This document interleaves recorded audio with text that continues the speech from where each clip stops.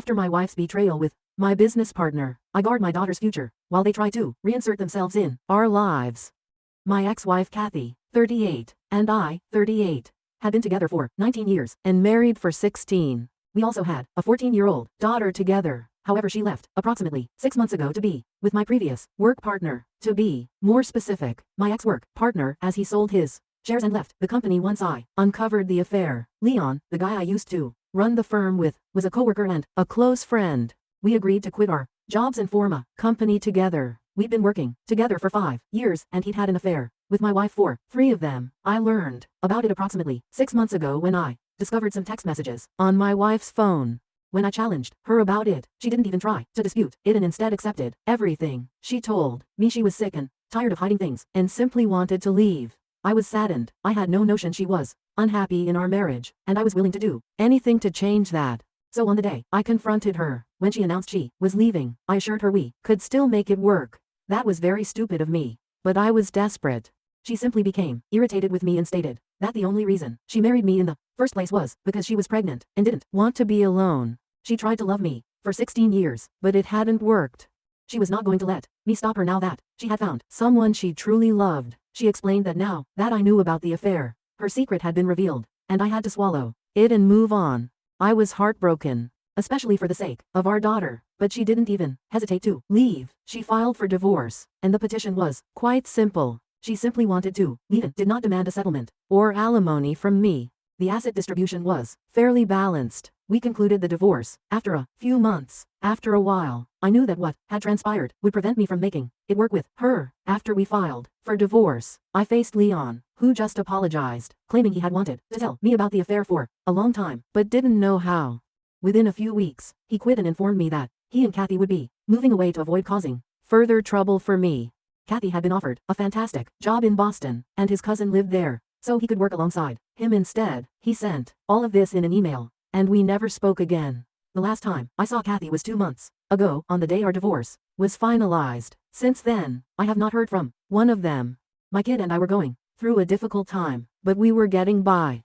At least I still had my business to manage, which kept me busy since I wanted to provide my daughter the future she deserved. However, Kathy returned about a week ago and I'm still not sure if my daughter and I did the right thing. So around a week ago, at 11 p.m., someone began furiously ringing our doorbell and knocking. My daughter had already gone to bed and I was finishing up some work in my office when it happened. We hurried to the door to check, and through the glass, we saw Kathy. My daughter urged me not to open the door because she was furious with her mother. Despite having partial custody, Kathy has made little effort to communicate with our daughter, and the fact that she cheated does not sit well with her either. Their relationship is tight right now, but I knew if Kathy was at my house at such a late hour, it had to be urgent, so I opened the door and allowed her in. Instead of coming in, she started ranting at me from the doorstep, threatening to sue me.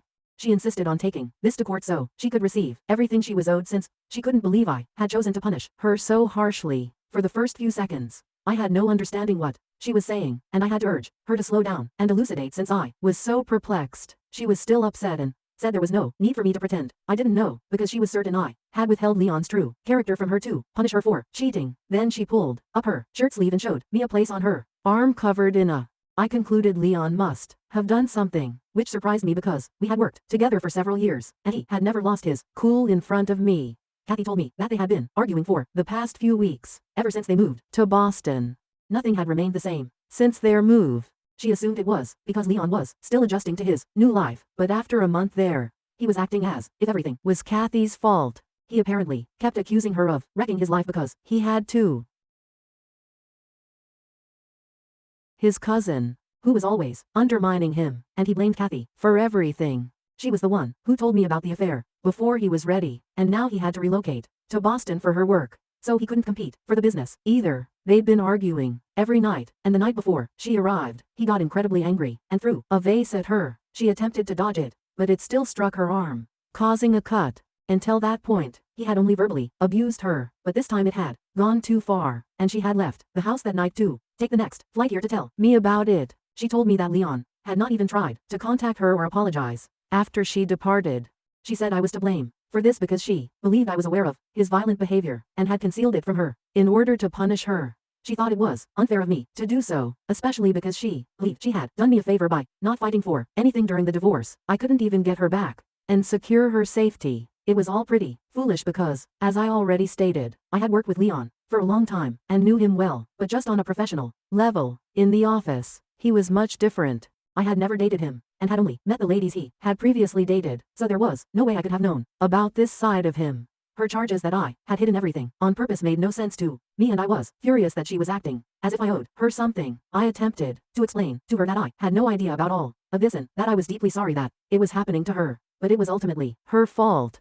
She could threaten me with litigation all she wanted, but she understood it wasn't my fault. She continued to argue, stating that I knew everything and that she would fight for everything she didn't get. During our divorce, my daughter had been waiting at the door the entire time, and I had almost completely forgotten about her since I was so preoccupied with the fight. When we started talking in circles, she interrupted Kathy and told her to go. I was astonished since I didn't expect her to interrupt, and I believe Kathy was caught off guard. Kathy then advised my daughter to stop up and keep out of it because she was little to understand what was happening. She told my daughter to go to bed, but she refused. She held firm and stated that Kathy had no right to speak to me in this manner, especially given what she had put me through. My daughter reminded Kathy that I had been sad for the past few months, ever since I discovered her infidelity. Kathy, the cruel and heartless monster that she was, simply carried on with her life. She then pointed out that Kathy had neglected to visit her own daughter or stay in touch since she was preoccupied with Leon and her new life. My daughter informed Kathy that she had failed to be a good wife and mother. Thus she had no business acting like a victim in a scenario she had made for herself. My daughter is only 14, but seeing her express those things made me realize how much she had matured since the divorce. Kathy was completely speechless and unable to respond to our daughter's statements. Finally, my daughter informed Kathy that now that she had gone and was living with Leon, she would have to cope with whatever she was going through on her own because we were no longer her family. Kathy had dug her own grave, and now she had to lie in it, which was exactly what she deserved for screwing people over. After saying this, my daughter slammed the door in Kathy's face and returned to her room. I could hear Kathy crying outside the door, but I didn't bother checking on her because I didn't think it was necessary given our recent chat. I too went back to bed, trying not to think about the issue for the following few days while keeping myself busy at work. I was quite proud of my daughter for standing up for me and not allowing me to appear weak in front of Kathy.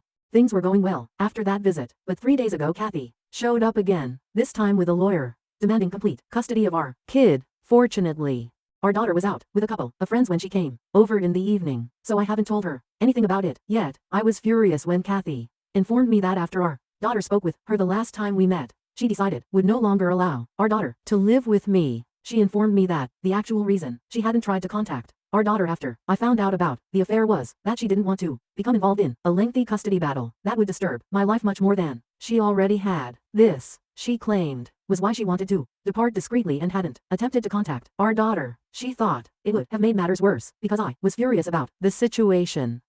So she was basically trying to tell me that she did all of this for my sake, not just to get out of having any responsibilities. I was clearly not buying it, and I informed her that the only reason she didn't fight for anything during the divorce, let alone custody of our kid, was that she wanted to leave swiftly and start a new life with Leon. This had nothing to do with me, as she tried to make it seem. Therefore I didn't need to feel sorry for her. However, she stated that she no longer cared about that, since she now desired full custody of our daughter and was determined to ensure that she received it. She insisted that she would not let me ruin my daughter's opinion of her, telling her ridiculous stories and training her to disrespect her mother.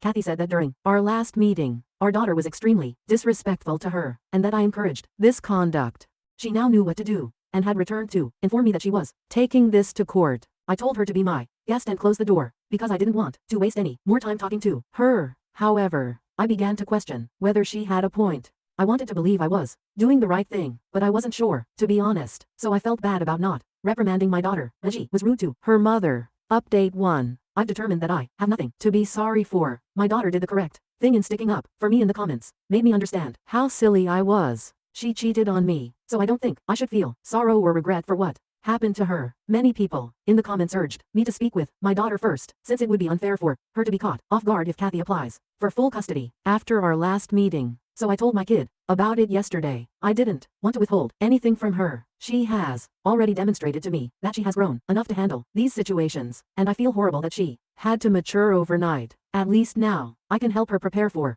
the future. So yet, we haven't heard from Kathy, but we expect to shortly.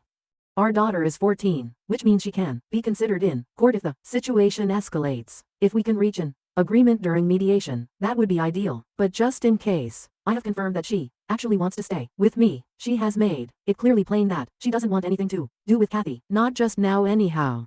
She told me that, in the future, she would contemplate reuniting with Kathy and restoring their connection. But for the time being, everything is too fresh. She clearly blames her mother for splitting up the family, and I can't say anything because it's technically correct. I don't want to be the type of father who turns his child against his ex-partner for petty reasons, but in this case, I don't think there is much I can do. Kathy has done a fantastic job alienating our daughter, who now prefers to distance from her own mother. They were fairly close before the affair came to light, so this is a significant departure from what they were both used to.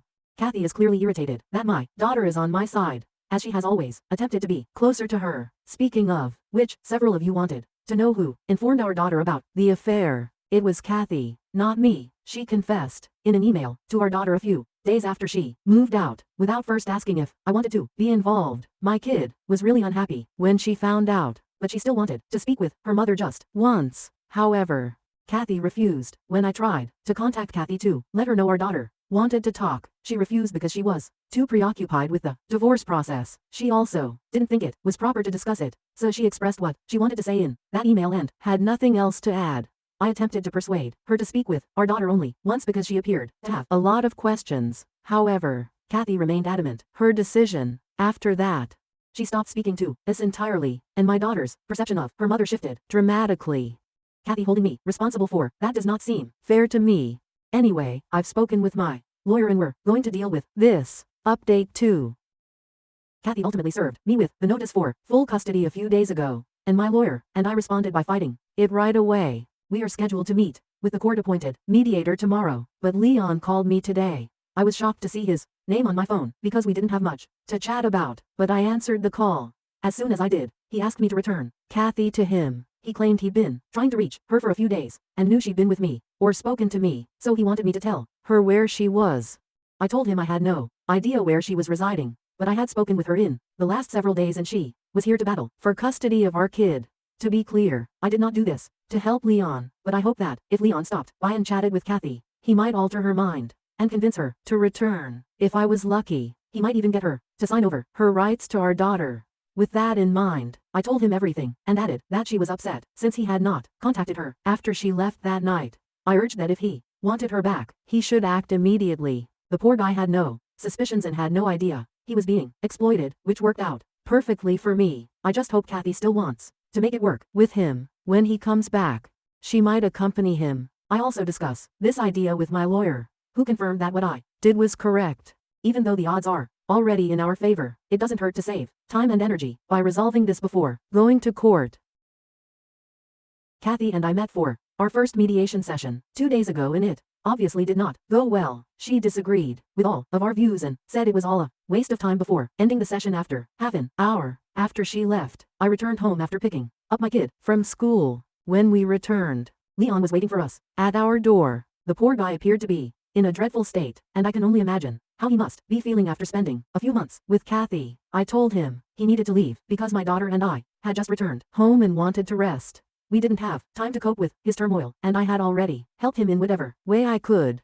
I couldn't go out of my way to aid the man who had been an affair with my wife, but he actually broke down, claiming that after their last battle, she hadn't even responded to any of his texts, and he had no idea where to seek for her. I informed him, as I had before, that I still didn't know where she lived and that I couldn't help him. He just slumped down on the front steps, crying and holding his head in his hands. At that moment I began to become upset since this guy and Kathy had literally ruined my life and now he felt comfortable enough to seek my assistance in finding her so they could settle things. I ordered my daughter to go inside so I could deal with this, and after she was inside, I told Lee and he needed to leave because I was done with both of them for good. For good measure, I gave him Kathy's parents' contact information and told him to call them if he couldn't reach her, but he had to leave us alone immediately. I told him that he had damaged both mine and Kathy's lives. He tried to apologize, saying he didn't mean to harm me, but he'd fallen in love with her and couldn't stop. I didn't want to hear it, so I said nothing, and he departed.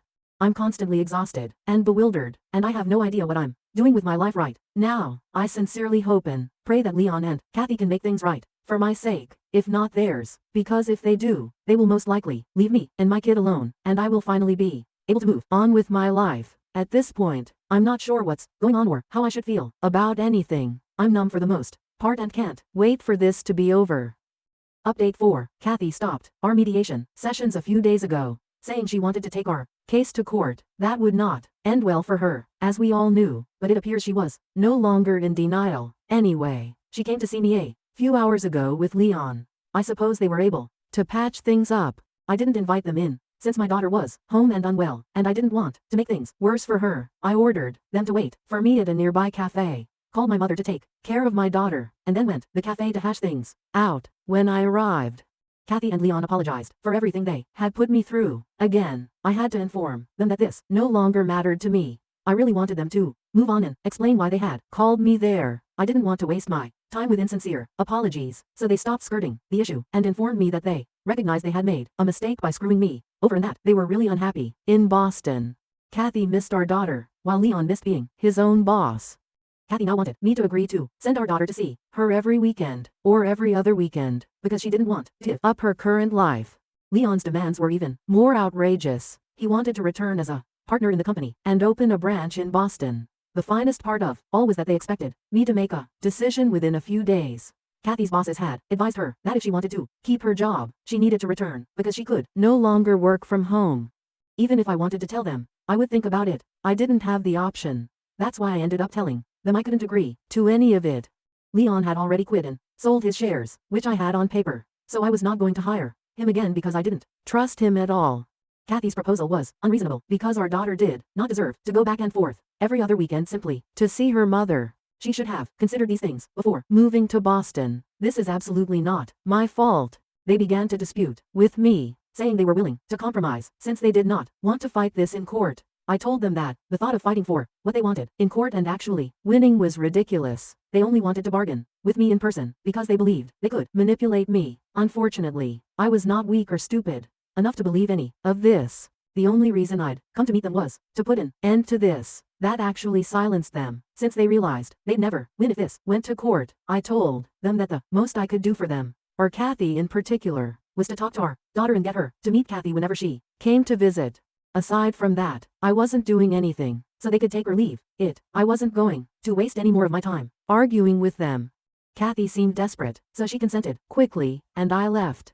I will talk to my daughter when she feels better, but I will not compel her to do anything she does not want to do. If she decides she doesn't want to see her mother again, that is her choice. I am not going to convince her.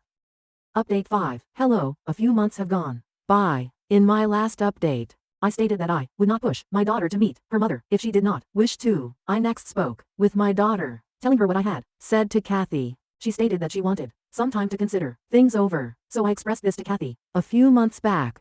Since then, we have not communicated. I'm not sure if she and Leon have settled their differences. I don't care. According to what I know, they are still together and living in Boston. Good for them, I suppose. At least they've left me alone, so I can now start to move on. That's exactly what I'm doing.